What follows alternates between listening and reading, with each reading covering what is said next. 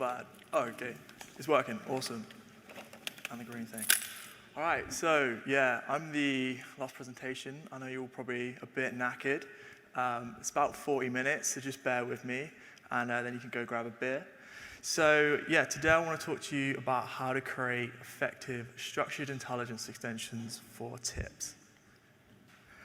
So before we get into kind of the meat of the presentation, I just want to tell you a little bit about who I am and what I do.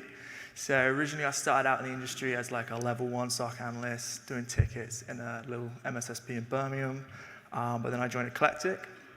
So right now I'm a cyber threat intel specialist at EclecticIQ. So EclecticIQ is a Dutch-based CTI scale-up that delivers a bunch of security and CTI products. Currently I'm in the Intel operations team. So I'm an analyst, and I'm focused on delivering research and intelligent products for our customers. But I used to be in the integrations team. So I was really focused on designing all the extensions for the EclecticIQ Intelligence Centre, which is our threat intel platform. So aim of the talk, there's a few kind of key things I want to convey during this talk. The main one is kind of like the lessons I've learned over the years for designing extensions for commercial threat intel platform. Most of my experience is only for one platform, but I really want to give you some tips, some lessons that you can apply to any platform out there, whether it's like a commercial product or an open source product like Mist, for example. I want to define some of the requirements you'll need to have in place before you can start building good structured intelligence extensions. I also want to define some of the key goals of what a good extension will do. And then also, for any of the analysts or engineers in the audience, or anyone else for that matter, kind of give you the foundations needed to kind of start doing this yourself. So before I get into like lessons learned and kind of like some key scenarios, I want to kind of take you through some key concepts, so we're all on the same page, and then also like a couple requirements you'll need.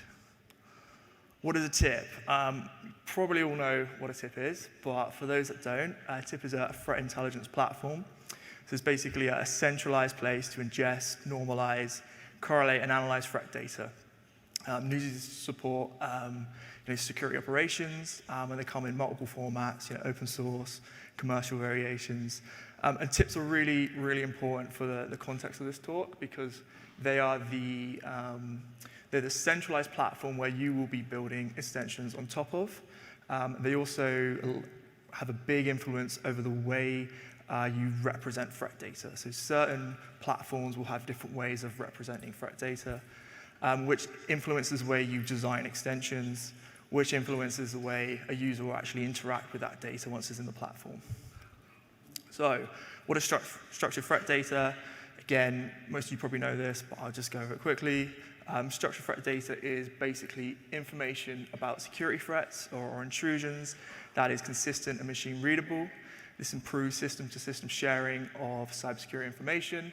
And again, multiple open source standards available, big one being STIX. STIX is very important for us.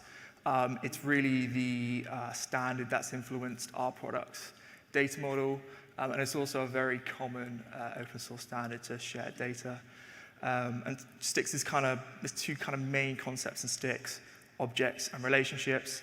Objects capture kind of like the concepts in CTI, so like threat actors, attack patterns, indicators, and then the relationships show how all those objects are related to each other. So what are extensions? I kind of define an extension as like an add-on to the platform that kind of pushes or pulls data into it. There's kind of two major kinds of extensions, one being like feeds. So think of your traditional indicator feed, report feeds, etc. There's also another kind of feed, which is like a targeted collection feed.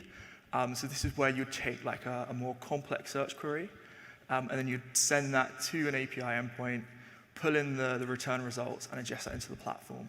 And then you have enrichers. So enrichers are a lookup. You'll take a single data point, like a hash, IPv4 address, look it up against an external system, and then ingest the relevant results.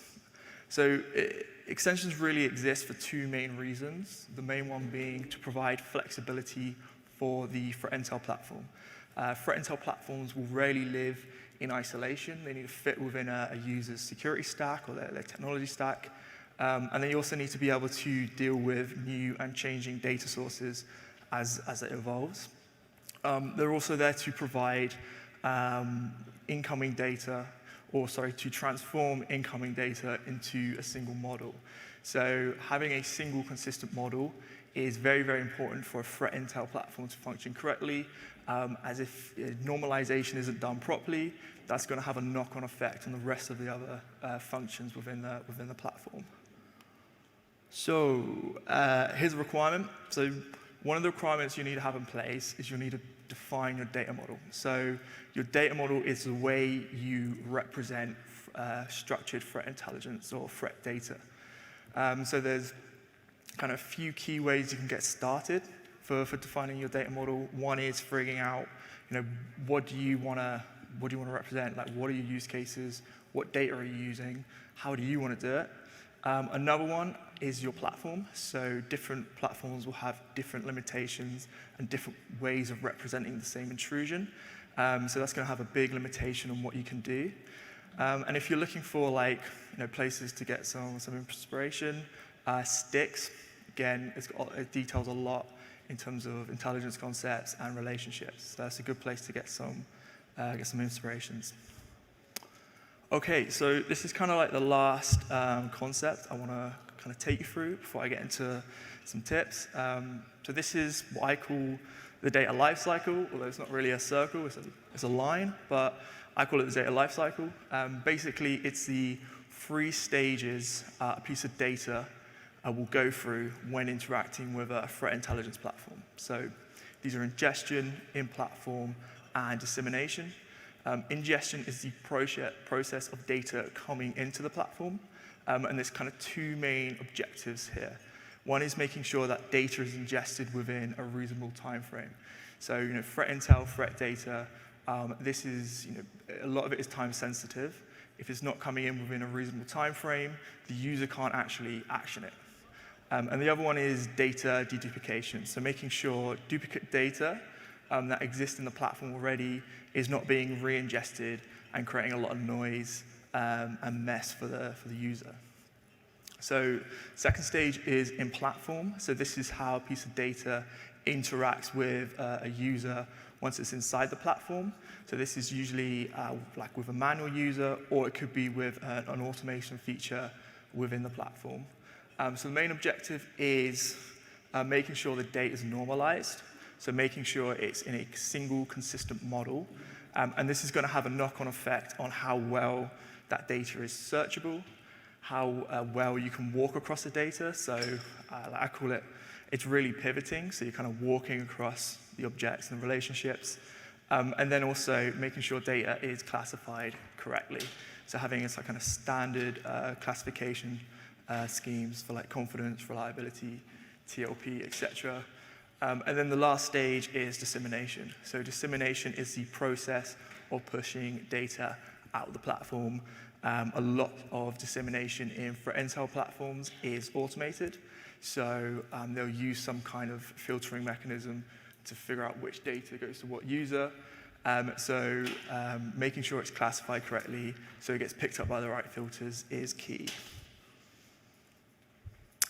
Okay, so I kind of run through some key concepts, some key requirements, and now I want to take you through the data lifecycle and some kind of problems you'll face at each stage of the data lifecycle when designing an extension, and then potentially some solutions to those problems. So the first stage is ingestion. The main problems you're going to find here are probably to do with deduplication. So how are you going to make sure that data coming into your platform is not already there? Okay, so first scenario is source data including IDs. If we look on the left, this is some pseudo data I've kind of made up. Really it's trying to represent your classic kind of malware indicator feed. So if we look at if we actually look at it, there's basically, it's one sample, there's 3 indicators. There's 1 hash, 2 IPs. If we look at the field highlighted in red, that's the ID field. So a lot of times, and this is especially true for vendor data, they'll come in with an ID per object. So if that's the case, you want to build the identifier which you deduplicate on that ID. And then if we ingest that into the platform, you can see there's only 2 indicators related to the malware variant object, which is related to the malware family. So the platform, because we built the identifier from the provided ID, the platform has deduped that correctly. So what do you do when there isn't an ID provided? This is usually most often occurs during open source feeds. So again, we have the data on the left. So this is exactly the same as before, but there's no ID provided. If we ingest that into the platform how it is, you're going to see that there's 2 indicators now. These haven't been deduped properly. It's not that bad in this case, but this creates more noise for the user. And if you've got a big feed with millions of indicators, this is going to start to add up. There's one way you could approach this is maybe creating the identifier from the IP value or the ISC value. The problem with this, and this is especially the case for network-based indicators, is that IP might get seen 2 months later down the road. It could be attributed to a different malware family. It's seen by a different source, and that gives it a different perspective. And the user will want that data into the platform. So try to avoid creating identifiers just from an IP value or a hash. So what's the best way to solve this problem? Basically, create an identifier from multiple fields in the data. The fields you choose are going to be dependent on the data itself, what fields it offers, and kind of what are your use cases? What do you actually want to do with this data? Different users might want to dedupe different ways. So if we look at on the left, we've got, again, exactly the same data. But this time, I'm creating the identifier from all the fields highlighted in red. So that is the type, IP, malware, timestamp, and source. If we ingest this data into the platform, again, we only see 2 indicators this time. And the good thing about this is, if that IP is seen again by a different source at a different time, or is being attributed to a different malware family, we would actually ingest a new indicator into the platform, and allowing the analysts and the users to see the latest relevant data going in there. So target collection, again, this is a quick refresh on target collection. Basically, send a search query to an endpoint, get the data, ingest it into the platform. And the important thing here is making sure that the user can see the results of their search. Because it's more of a query rather than a data hose use case, the users will really want to see what am I actually getting back from my searches. Is this expected data? Do I need to refine my search? So if we look in front of us, we've got 2 different search results, and they both return the same data. And if we ingest that into the platform, we're actually creating 2 different indicators this time, so that a user can actually see the results of their search. Okay, in platform. So in platform, the main objectives here are normalisation. So when designing extensions, the biggest mistake you can do generally, and that I found myself doing, is making assumptions on data. So what I mean by that is a lot of data will come in with generic sounding fields. And you may see one type of data be in that field, but later on, it offers a completely different type of data. And this is going to affect the way you actually design and normalize data. So if we look at the left side, we look at the pseudo data again. Highlighted in red is the threat field. So this is kind of like a generic sounding name. And if we look at the first value, it's Imitet. So Imitet's a malware family. If we assume that the threat field is always going to contain a malware family, we would design the extension around the idea of creating a malware variant object related to the indicator. Problem is, looking at the second entry, the threat field contains phishing. So phishing is a technique, not a malware family. And if we continue with our design decision, this is going to cause us to create a phishing malware variant in the platform. So this is a poor normalization of data. This is going to hurt the user's ability or the user workflows in the platform, and also affect dissemination of data. So how can we kind of address this or get around the issue of generic field names? One tip is to look at source API or source documentation. So a lot of vendor sources will include documentation with their data. Really here, you're looking for like any details on the fields that their data contains, a description of the fields, and also like, do they have expected data? What's the expected values in those fields? From a design perspective, there's two ways you can address this issue. One is to create logic. So what I mean by this is you're introducing logic into the extension. So in this case, we would have the logic that anytime there's a malware family name in the threat field, we'll create a malware variant object. Anytime there isn't, we'll drop that. So this is great from a walkability or a pivoting point of view. We're still creating structure when relevant. A problem is you're introducing complexity into the extension. So if all of a sudden there's unknown fields or unexpected values getting into the feed, we don't really know how the extension is going to handle that. Are we creating structure where we want to be? Are we not creating structure where we want to be?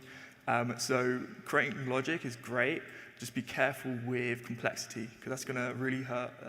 It's going to make maintenance a lot more difficult. And then the second way you can address this is to flatten. So what I mean by flattening is you're actually reducing the structure of the feed and simplifying it. So in this case, we would have the threat field, and you could maybe map it to something like a tag onto the indicator. This still allows the user to search on the indicators if they want to search for imitate or phishing, but it takes away their ability to actually pivot on the structure.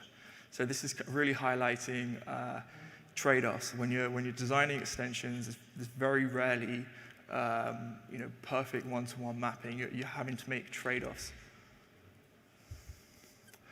Okay, so one tip to follow is to let the platform do the heavy lifting if it can, right? So a lot of platforms will have automation capabilities, and those automation capabilities might actually be able to replace some code you need to write. So if we look at, for example, like a tagging rule. So a tagging rule, basically, it's an automated rule in the platform that will tag an object once it's come in if it meets a certain criteria. So if we look at the example in front of us, we have industries and actor type. Maybe we want to standardize that to a certain taxonomy in our platform. And we can create a tagging rule to do that. Although it's little, it does take away some complexity away from the feed. And it's easier to, and when you've got 50 extensions, 50, 100 different feeds, it's a lot easier to create that standardization across them. And then, okay, too much related data. So this is another issue you can run into.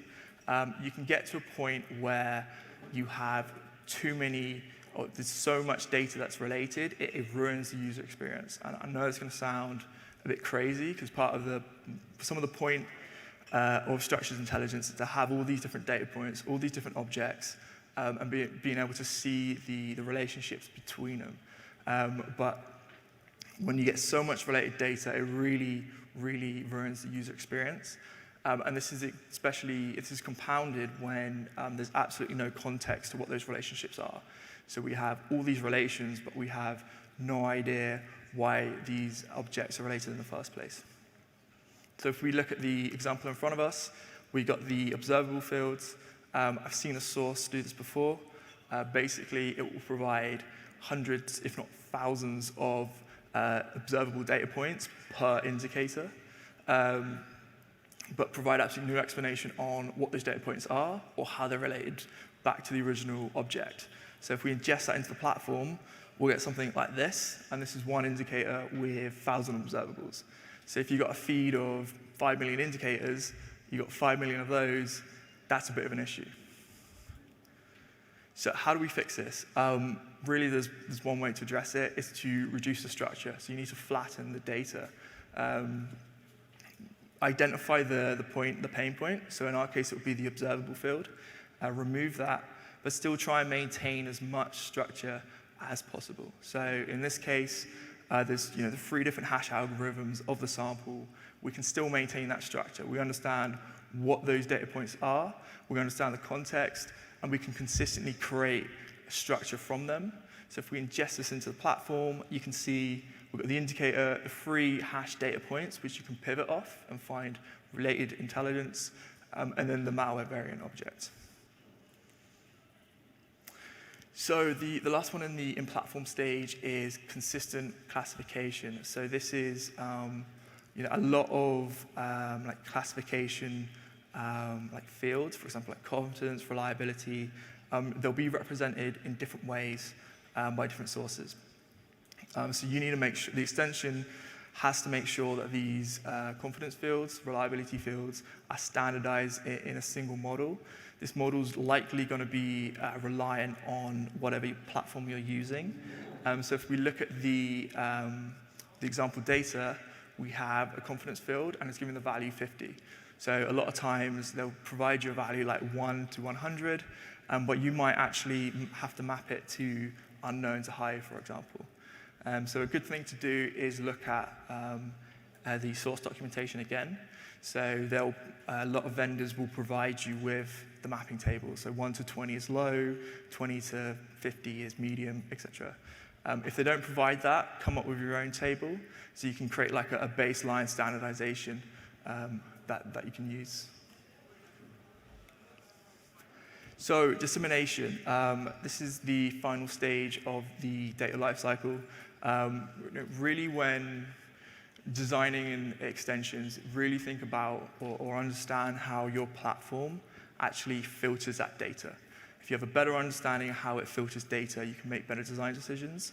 And also think about, like, how is this data being used? Like, who's actually using this ingested data? What are they going to do with it? If a design decision in extension is taking away the ability of a user to actually action their data, it's just not fit for purpose. There's no point to it. So really think about the user. And yeah, so kind of some tips for dissemination. This stage it's really reliant on good design decisions earlier on, right? So good normalization in the ingestion phase is going to make sure there's no unnecessary data being sent out to customers. They're not getting spammed with stuff. Good design decisions in the in-platform stage is going to make sure the data is classified correctly, that is normalized correctly, so the right data is going to the right people so they can actually action it. So most of the talk has been on feeds so far, but I want to talk a bit about enrichers. So just as a like kind of a refresher, enrichers take a data point like a hash, look it up against an external system, ingest the relevant results. So they pretty much follow all the same rules, all the same tips and concepts. There's kind of like one key tip I want to kind of talk about with enrichers. So granular enrichers. So what I mean by this is enrichers should answer a specific question, right? So if I'm a user and I'm looking through some structured intel or structured threat data in my platform, I'm going to come across certain data points that interest me. And I'm going to have very specific questions of those data points. So when you're designing an enricher, make sure that that enricher can answer that specific question. So if, for example, looking in front of us, we have an interesting hash. You may want to look it up against VirusTotal, for example. What is the infrastructure used to download this file? The enricher should take that data point, look it up against VirusTotal, get the relevant results, and ingest it into the platform with the goal of answering that question. And then here we can see the ingested results. So you've got the enriched data point in the middle, and then you've got the related infrastructure that was used to download the file in the first place. Okay, so in front of us is a graph. and it contains a bunch of structured intel. So if we look on the right of the graph, we have the data point. So this was the data point I was referring to earlier. And we've got the downloaded, the infrastructure used to download that file. So it's one IP, I think a couple domains, and a couple URIs. And if we can, this is where I talk about normalisation, right? So I've been talking about normalisation a lot this talk, but this is where it's super, super important, and this is where tips really kind of come into their own, is when you take all these different data sources in all these different formats, and also different ways of pulling that data, and you bring it into like this single pane, this single panel where you can view it and enrich it. And from here, we can actually walk across the original data point with an enriched data point. And because that's normalized, we can see an indicator from a different source, and we can walk up the structured intelligence all the way to a campaign. So when I'm banging on about normalization all the time, this is why. Okay, so I've kind of gone through the like most of the common sort of generic issues you might find when designing extensions for a threat intel platform. And now I just want to give you some kind of goals and tips you can take away and apply to any platform out there. So key goals: ingestion of data within a reasonable time frame. Again, threat data, threat intel is time sensitive. If they're not getting it in the right amount of time, they can't action it. Normalization of data into a single model, probably the most important objective of an extension. It's going to affect every single other function within the platform. Correct classification of data, again, this is for user workflows, and also for dissemination of data, so making sure the right data is going to the right people. And then enrichment is granular, so making sure that an enricher is really trying to answer a single question that a user has of a data point.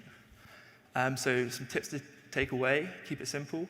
If you've got a problem and you've got two solutions to that problem, try to pick the simplest one. It's going to make building the extension easier, and most importantly, maintaining it a lot easier. I know, like, for example, we're just an analyst team, but we build our custom extensions for the platform. The last thing we want to do is spend all our time actually just supporting code instead of actually doing analysis. If the platform can do it, let it. So what I mean by this, I'm referring back to the leverage automation capabilities of the platform. So again, this takes away complexity from the extension, makes it easy to build, easy to maintain. Avoid assumptions on data. This is biggest pitfall. This is going to hurt normalization, hurt your ability to scale it out. So yeah, avoid that one. The extension is only as strong as its weakest link. So kind of what I mean by this is, if you imagine a data feed as like a chain, and each entry in that data feed is like a link, you're really designing around the weakest link, as you have to be able to scale that design to like 1 million different indicators, for example, or reports, or whatever structure you're creating. So when you're making design decisions, make sure you take into account the entire feed and not just what you're seeing. And then finally, extensions are about making the correct trade-offs between all stakeholders. So basically, every single design decision you make is going to affect one stage of the data lifecycle in a good or bad way. So you're really trying to find the trade-offs at each stage that work for you and work for your team, so you can actually use the data properly.